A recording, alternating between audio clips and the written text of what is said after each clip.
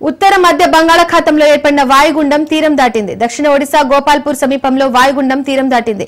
ఇది పశ్చిమ దిశగా ఛత్తీస్గఢ్ వైపు కదిలి బలహీనపడనుంది. దీంతో తెలుగు రాష్ట్రాలకు మరో 24 గంటల పాటు వర్షాలు కురిసే అవకాశం ఉన్నట్లు వాతావరణ శాఖ తెలిపింది. ఎగువ రాష్ట్రాల్లో కురుస్తున్న భారీ వర్షాలకు కృష్ణా గోదావరి నదుల్లో వరద నీరు చేరే అవకాశం ఉంది.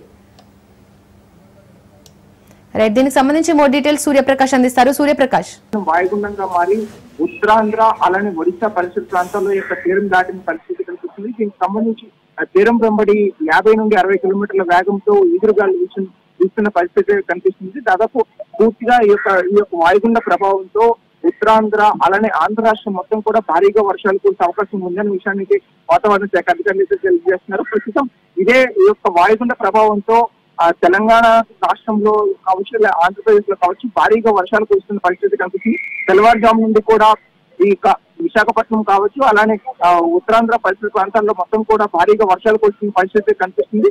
ప్రధానంగా ఈ యొక్క ఏ జిల్లాలు అయితే ఉన్నాయో మొత్తం తీరం వెంబడి ఉన్న జిల్లాలన్నింటిలో కూడా భారీగా వర్షాలు కురుస్తున్న పరిస్థితి కనిపిస్తుంది. ఇప్పటికైనా సరే మొత్తం దీనికి సంబంధించి వాయుగుండ ప్రభావం ఏదైతే ఉందో ఆ యొక్క వాయుగుండ ప్రభావంతో అయితే మొత్తం సముద్ర తీర ప్రాంతం మొత్తం కూడా అల్లకొల్లంగా ఉండే పరిస్థితి ఉండడంతో మత్స్యకారులు ఎవరు కూడా వేటకు వెళ్ళొచ్చని విషయాన్ని కూడా ప్రస్తుతం తెలియజేస్తున్న పరిస్థితి ఉంది.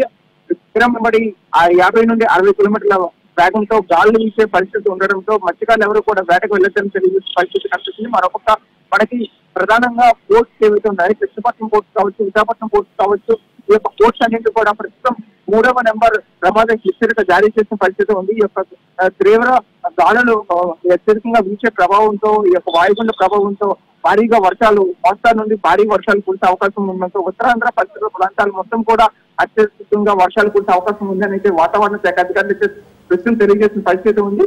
దీనికి సంబంధించి అల్లూరి ఏజెన్సీ ప్రాంతంలో ఏదైతే ఉందో ఆ యొక్క ఏజెన్సీ ప్రాంతం మొత్తం కూడా అత్యధికంగా వర్షాలు కురిసే అవకాశం ఉండడంతో అక్కడ ట్రాన్స్పోర్టేషన్ కి సంబంధించి ఘాట్ రోడ్స్ కావడంతో ఆ యొక్క వాహనదారులందరినీ కూడా ప్రస్తుతం నిలిపివేయాల్సిన అవసరం ఉందనే విషయాన్ని అత్యవసరం ఉంటే కానీ బయటికి రావద్దని అధికారులు అయితే వాళ్ళకి చేసేసిన పరిస్థితి ఉంది. ఈ తీరం వెంబడి ఏవైతే గాలులు తీస్తున్నాయో ఈ గాలులతో పాటు మరింత పిడుగులు ఉరుములతో కూడిన వర్షం కూడా కురిసే అవకాశం ఉండడంతో ఈ యొక్క తీరం వెంబడి ఉన్న అన్ని జిల్లాలు కూడా ప్రస్తుతం అయితే ఆరెంజ్ అలర్ట్ అయితే జారీ చేసిన పరిస్థితి కనిపిస్తుంది.